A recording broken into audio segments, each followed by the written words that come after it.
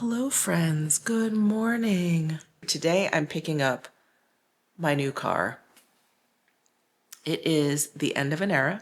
When I turned 50, I purchased my Porsche 911 and it was kind of a dream car. It was definitely one of those like, okay, if I don't get this car now at 50, I wait any longer, it's just going to be so ridiculous. Not that I don't think older people can get whatever they want. By all means. You've worked hard, you've made it that long, please, by all means. I mean, for myself physically, I don't know if you guys have ever gotten in and out of a really low sports car. It's really hard. It's really hard to physically get in and out. And I just feel like I saw this on the strip once. He was a much older gentleman and he, I don't know, bought a Lamborghini, and he literally had to, he like put his foot out and literally had to like roll out, like, and was on his knees on the street and then like stood up. And I was like, that day is probably going to come. I'm trying to stay fit and I'm trying to stay active, but it's a really low car. So anyway, I thought, let me get this car now while I can still actually physically get in and out of this car. And I do love that car. I do. I really, really love that car. And I'm selling it for two reasons. One, for practicality reasons. My husband, he left corporate America like more than a year ago. And so he's been home. And we very rarely need two cars. I work from home, so I'm pretty much home all the time. I go to the gym, and when we do run errands or whatever, we usually run them together. And like just over the past 6 months, I was like, do we need two cars? So just as reference, I purchased my 911, like I said, 2 years ago when I turned 50. I just turned 52. And I have just 8,000 miles on it. So that's how little I drive that car, which again is okay. If we needed two cars, it would be fine just to, have that one as an extra. But I'm like, I think we're going to go down to one car. And if we go down to one car, that's not the car to have like a two-seater. I mean, it has back seats, but they're like jump seats and no one can really fit back there. So it's like a two-seater. It's just a stupid one car, a household car to have. So, so my wheels started turning. I was like, oh, do I have to sell this car? I think if we're going to go down to one car, I should sell this car. And we're like 99% sure we're going to go down to one car. Anyway, because of like timing and all that kind of stuff. And I thought, okay, if I'm going to sell my car to get the most value out of it, I should sell it now while I still have like less than 10,000 miles on it. I was doing some research and it's like, as soon as you hit these like milestones in mileage, your car like depreciate even more. I mean, my car has greatly depreciated, obviously, since I brought it home. But like, if I pass like 10,000 miles, 15,000 miles, like the value of the car will go down quite a bit. So I was like, okay, maybe before I hit like 10,000, let me just sell this car.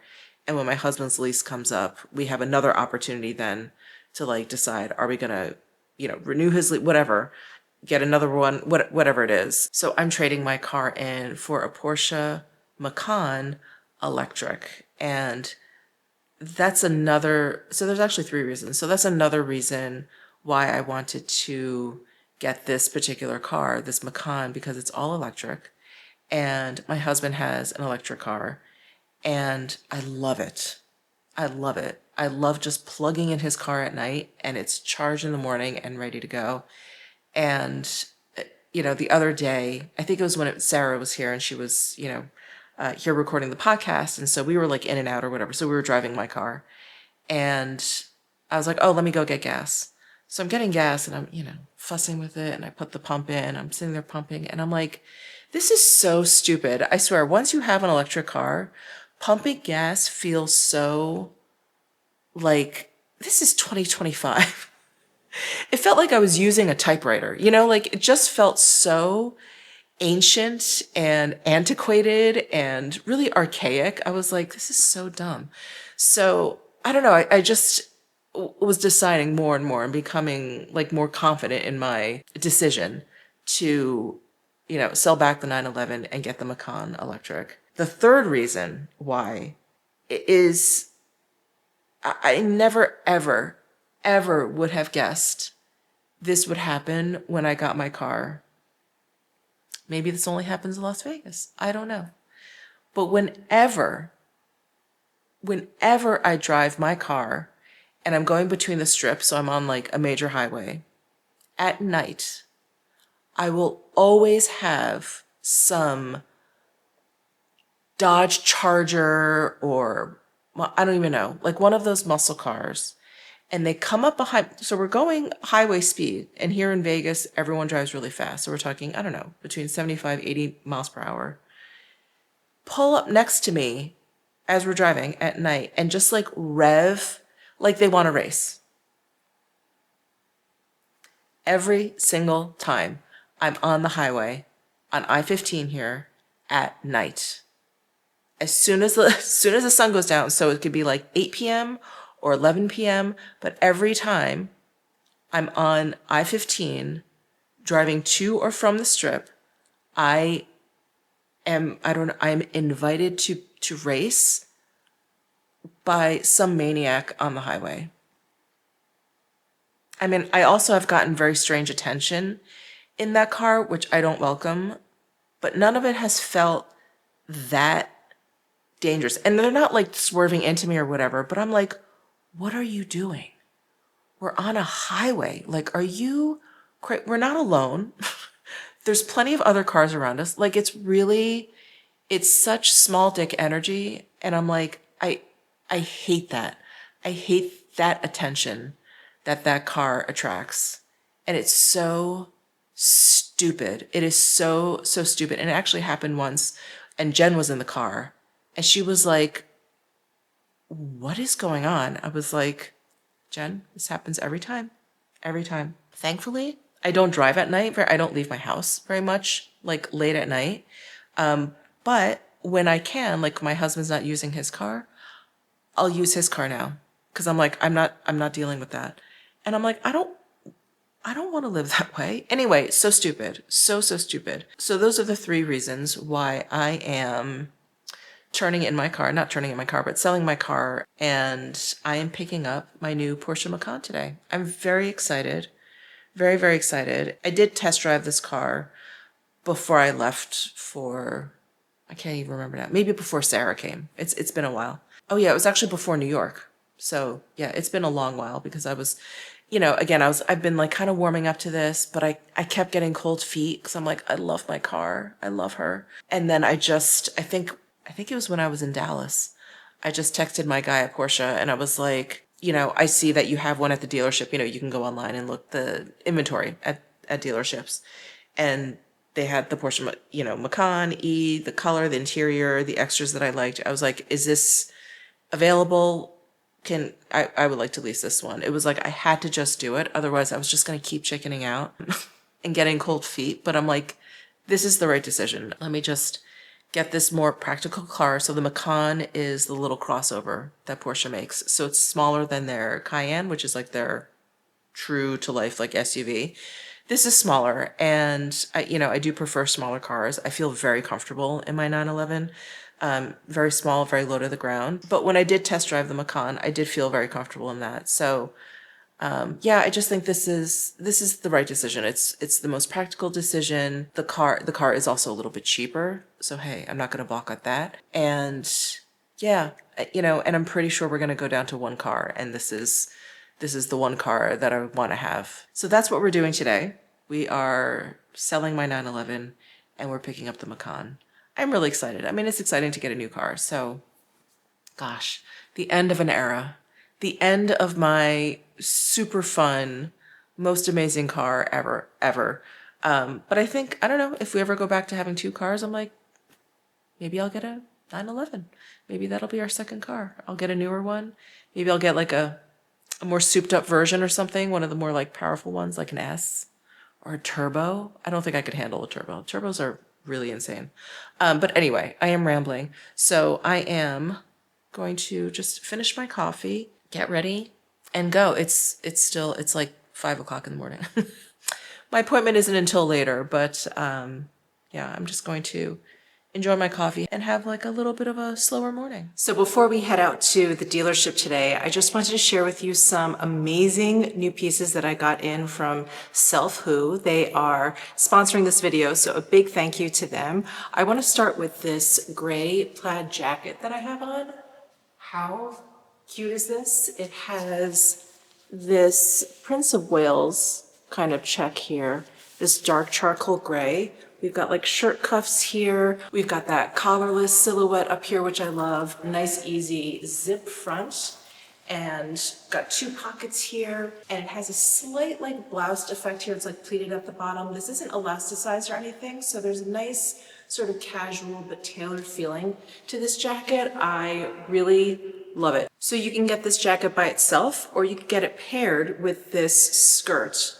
Look at how cute this skirt is. I love this top here, this top edging. It is such a cool, like, I don't know, at first I was like, oh, what's happening here? Like, is that just sort of frilly? But actually once you get it on, it looks more like it has like a paper bag effect. I just think it's really cool. What I do really appreciate, I have to say, is because this skirt is very short, I don't generally wear skirts this short, the lining is actually shorts.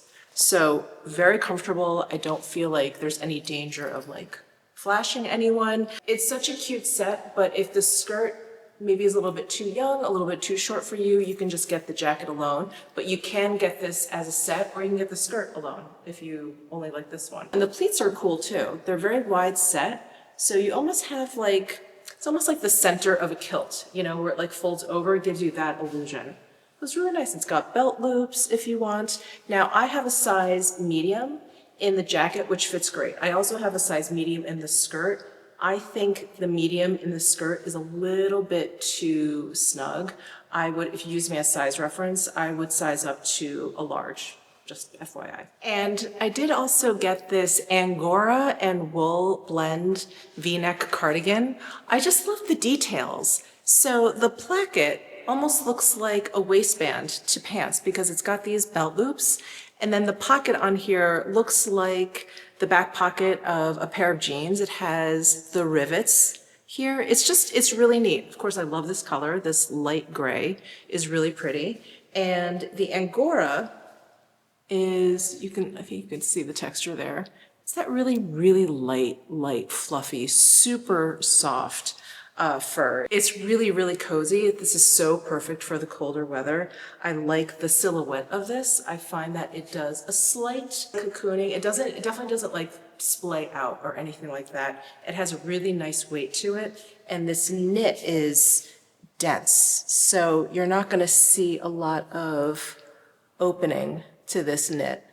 So this is definitely gonna be a great piece to add to your winter wardrobe. And then I got 3 outerwear pieces, which I think just cover like the whole gamut of the climate that's coming our way.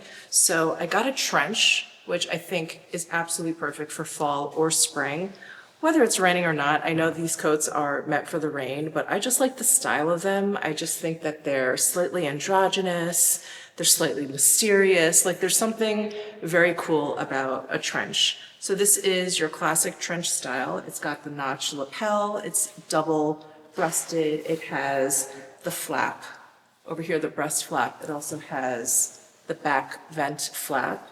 It has some raglan sleeve designing here, and we've got the Selfwho leather placket there, which is really nice. And then we've got the belt. And when it comes to belts, I just like to tie them around. I don't usually use like the fastener in them, but either way, you have both options.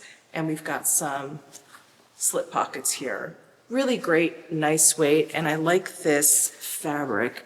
It feels a little bit more technical than your typical trench, which always feels like a stiff cotton. This has a little bit more of like a modern feel to it. And then I got this white duck down fluffy down jacket. I have to say, I love this color. So this comes in 2 colors. This is wine red. It also comes in a nice, more practical gray. But this wine red, I want to say it's more like a raisin. It has a little bit more of a purple in there versus it being like too red. And I just want to show you the quilting because it's really fun. It's these curved quilts, which I think is really, really great. And I really like the shape. It's super light. It's slightly cropped. It has the elasticated cuffs on the inside here. And it's cozy. It's really, really cozy. I know this is going to be super warm, but I love how light it is. I love how modern this design is. And this color. This color is so good. And now for the piece de resistance. I love this overcoat. It is a double-faced wool midi-length coat, and it has this built-in scarf. It is so gorgeous. I also want to show you this fabric.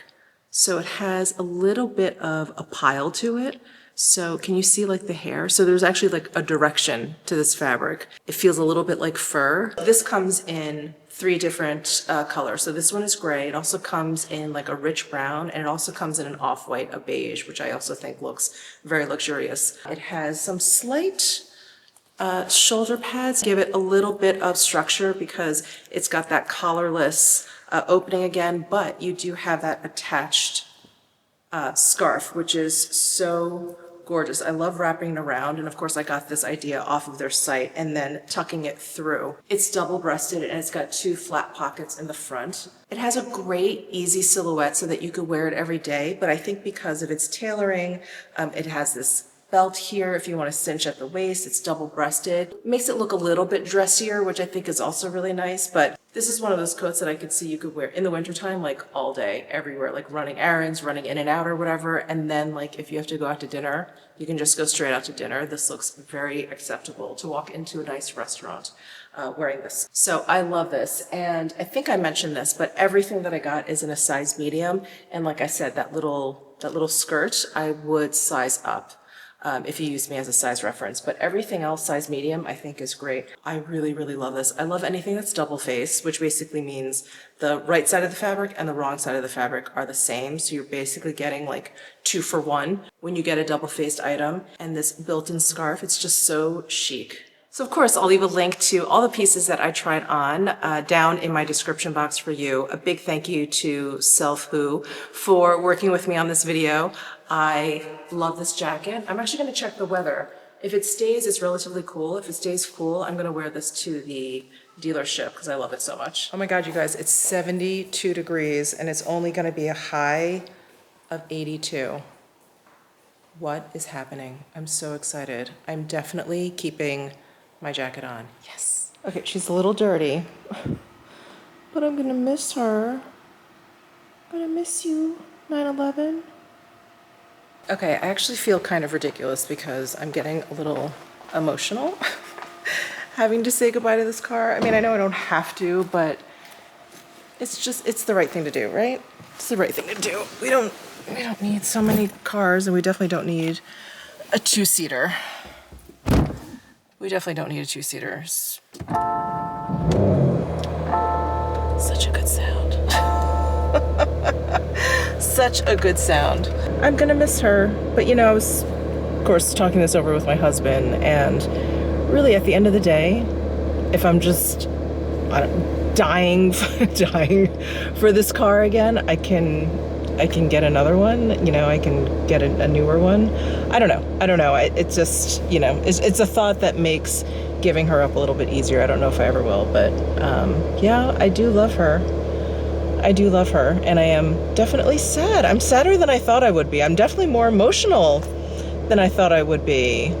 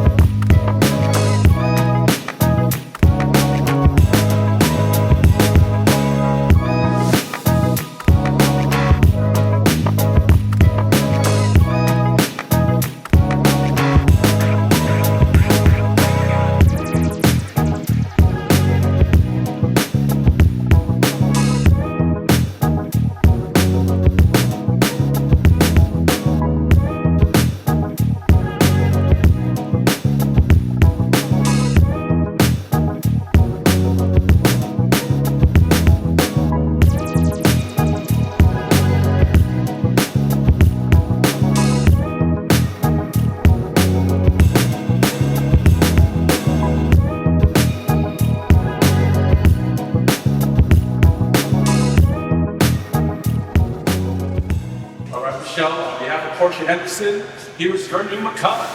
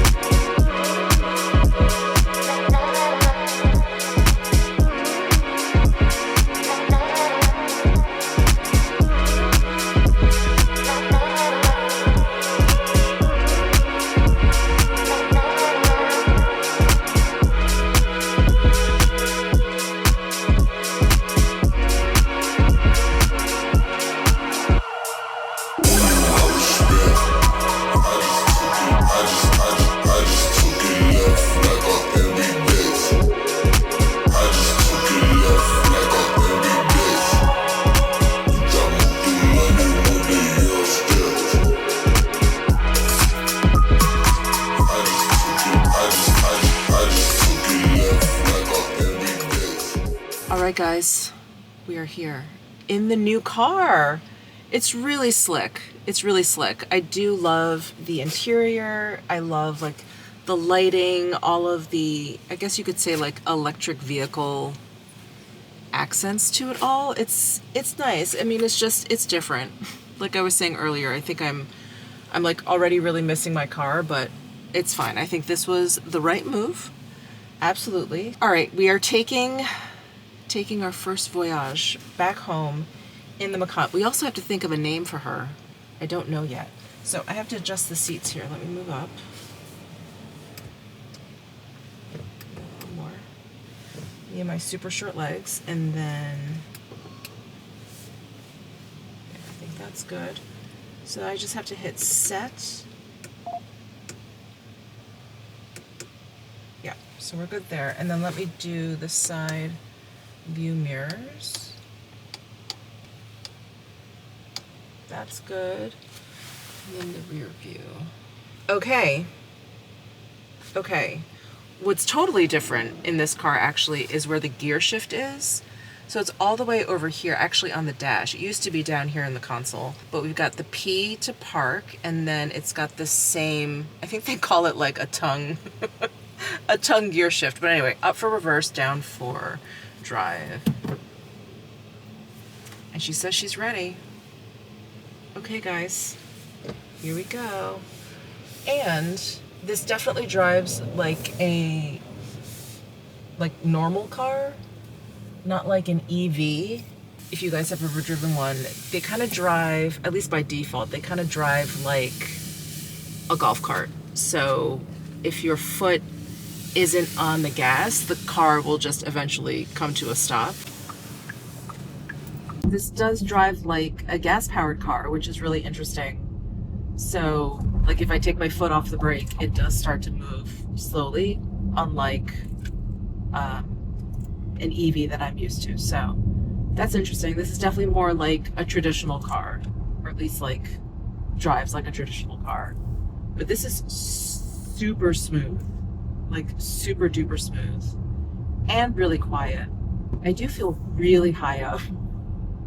I got really used to being low to the ground, which, as you guys know, or if you've been following me for any amount of time, you know that I like small, super low to the ground cars. I don't know. That's just like my comfort zone. We've got Apple CarPlay in here, so super easy. No learning curve there. We do actually have the option, because electric cars are really quiet, and they have this option here. I think it's called like E-Sound or something, or I can't remember, but you can turn it on so that you get these like fake, kind of like fake engine noises, which I don't think I'm going to turn on, because they don't actually sound that great. Oh, I think it has like adaptive steering. That was so interesting. And it like tightens your seatbelt too. Like once you start to accelerate, it does that also. It's so smooth. And this is a completely different ride, obviously, from my 911, where you felt every single bit of the road. This definitely is, you know, it's cushier, it's more comfy, it is, yeah, just completely different. All right, we are home. So the color that I got is an ice gray metallic. It's so cool because it's like this, I don't know, like a mixture of their, you know, metallic white and their chalk color, which is that really, really light, warm gray. So this is cooler, and it just has like a hint to it. But I do like the metallic sheen. Yeah, it's just really, really neat. So the ride was super duper smooth. And I just wanted to give you a shot more of this console. Look how cool that is. And I was actually just commenting to my husband that this car is bigger than I don't know, that I anticipated. Maybe it's because I'm coming off of the 911, but when I pulled up in here, I was like, oh wow, like there's not a ton of room, you know, and then I feel like it's almost the same size as the Range Rover Velar that I had before the 911, and I thought this was going to be smaller. But this is the smallest, you know, SUV from Porsche. They have the Cayenne, which is the larger one. Can't imagine how big that one is. But you know, it's funny, whenever you see cars at dealerships, because dealerships are so big, you know, like the spaces, the showrooms or whatever, I do feel like cars always seem a lot smaller at the dealership than they do once you get them home. But yeah, I mean, she was really, really comfortable, super smooth, super quiet. Yeah, just a really, really easy drive. So I'm happy with her. I mean, this car is great. This car is great. I know I'm going to love her. I missed my 911, but that's okay. I am so glad and so happy to be home with her. Yeah, she's really nice. Okay, so apparently I can open the trunk if I... Ooh, yeah. Amazing. And then I think I can close it by doing the same thing. Oh my God, I love that. Because you guys know, I'm going to the UPS store often to pick up packages. So my hands are very full generally. That is awesome. Okay, what other cool stuff is there that I wanted to show you? That was like my number one thing. I was like, I have to show them that kick trunk open thing. Okay, let me get in the car. So, if I get in the car and I've got my key in my hand, I believe, is it on automatically? Yeah, I think we're on automatically. Let me just put my foot on the brake. Let me put it in reverse. Yeah, off to the races. Okay. But there is the power button if I did need to like turn on or turn it off. But I do know if I get out of the car and I have the key with me, as soon as I'm like far enough away from the car, it just shuts off. It locks and like shuts off. So that's super duper cool. And I do know off of the My Porsche app, I am able to like set a climate type situation. So if it's super duper hot outside, I can say like, get it down to this degree, you know, 72 degrees or whatever, before I'm actually at the car. So I can do stuff like that. I can lock it and unlock it. What else can I do? Not as much as, like my husband has a Tesla, so not as much as the Tesla, but that's okay. Oh, you know what else is pretty cool? So there are these different drive modes, and I did have this on my 911, and it is a little bit different here on this car, kind of for obvious reasons, but it's this knob here, and so right now I'm in normal, and I can change this to sport, and when you change it to sport, it changes like the height of the car. So in sport, the entire car actually lowers a little bit, and then like the suspension and everything gets like a little bit stiffer. And I think most electric cars, there's only one gear, which is why they accelerate so quickly. So it's not like they have to go through all these different gears.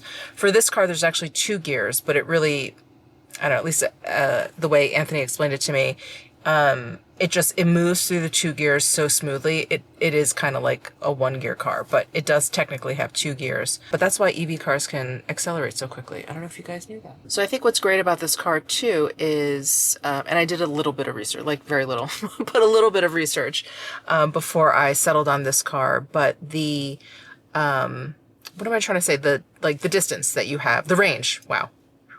The range that you get on a full charge. So if I charge this car to 100%, I can go like 330 miles. And Anthony, my sales rep over at Porsche, or I think, what are they called? Brand ambassadors. He's a brand ambassador. He has a Macan electric, and he says without AC going, so like in the cooler months, he's able to get like around 330 miles at full charge. And in the summertime, when he's running AC, he can get just over 300 miles. I thought that was really, really good, like really impressive. So really happy about that. I didn't get a lot of miles on this, and I'm leasing this car, so I didn't get a lot of miles on this car because we just drive around town. We really don't go far. Every once in a while, we'll drive over to like LA or Palm Springs, but we haven't even done that in a long while. So, you know, the last time I went to LA, I flew because it's just easier. It really is just easier. And they're also building that Bright Line train, that high-speed train between LA and Las Vegas. So I'm like, that's coming online. I think the plan is for next year. Am I making that up? I think I'm making that up. I think maybe it's more like 2027. Anyway, that's going to be an option. So whatever. I'm just thinking, I'm like, I doubt I'm going to be taking this car out for like very long rides. This really is more like just around the town. So, so that range is great. We already have a charger here. I have this like moonroof situation, which is really nice. It does open. It's so dusty here in Vegas. It's just, I think I had one in my Range Rover.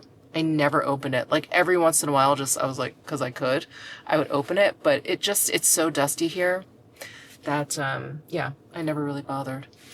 What else can I tell you? I think that's it. There really isn't that much else to mention except for those few things. But, oh, let me show you actually the ambient lighting. This is so silly. So there's this lighting that goes all the way around, and then that lighting, underneath the door handle. That's the ambient lighting. And then this like bar across is like more of an indicator light. So when it's charging or doing certain things, this actual like this like bar across the top and across the top of the door that will actually like blink and change color or whatever. But that underneath is the ambient lighting, which is the same as, yeah, down here, and down here.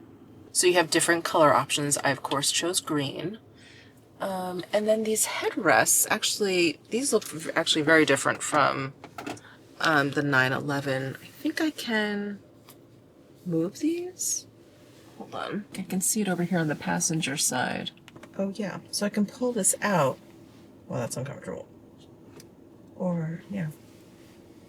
Oh, interesting. Yeah, so maybe like a little bit. That feels very upright. Maybe if I lower my seat. Yeah. Anyway, I can play around with that, but I didn't have this in the 911, so that's nice. Yeah, the 911 had like those really long, high like bucket seats. But this also has like lumbar support, stuff like that. Really nice. Oh, and this little compartment here is like perfectly sized for an iPhone, and that can charge your phone.